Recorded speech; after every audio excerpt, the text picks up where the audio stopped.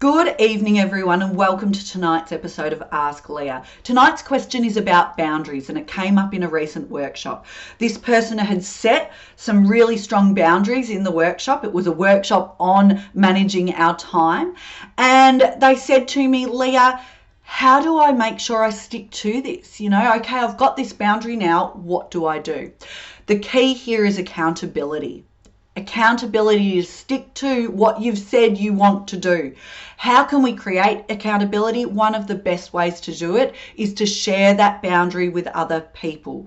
For me, I share my boundaries with my team, with my business manager and my assistant. I tell them the boundaries that I'm looking to hold, and I ask them to challenge me. When I try to override those boundaries and book in more than I should, or work with a client who's not a good fit with me, they challenge me on those boundaries to help hold me accountable. You can do this with colleagues in the workplace. A couple of people in this workshop decided they were going to try to do some focused work each day and work in a 25-minute sprint. Whole other conversation, but it's a great technique. They said, but how can we make sure that we hold each other accountable?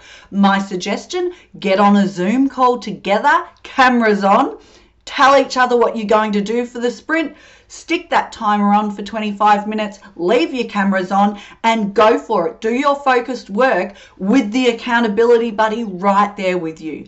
The key again is share it. Don't keep it in your head where it's easy to override. Share it, tell someone, ask them to ask you about it to keep you on track. Track it somewhere. If you're not comfortable sharing it, it might be in a notepad to make sure that you are attaining that habit that you're trying to create or holding that boundary that is so important. Accountability is key.